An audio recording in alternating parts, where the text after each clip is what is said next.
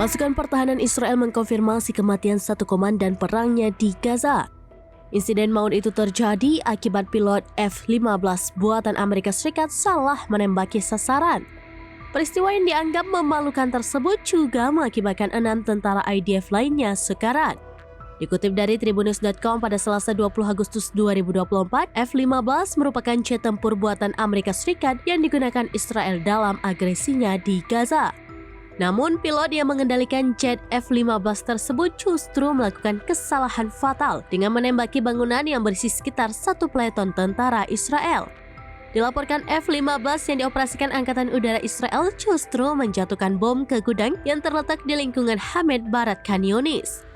IDF menjelaskan insiden maut itu terjadi lantaran kegagalan fungsi amunisi yang tidak mengarah ke sasaran yang dituju. Hal itu menyebabkan Komandan IDF Letnan Kahar Ben Nun 21 tahun tewas dalam insiden memalukan tersebut. Letnan Kahar merupakan komandan di unit pengintaian pasukan terjun payung Brigade Pasukan Terjun Payung.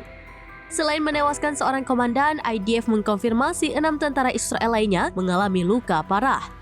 Dalam satu waktu yang bersamaan, IDF melaporkan seorang sersan tewas dan beberapa perwira mengalami luka berat imbas serangan drone Hizbullah di Galilea Barat.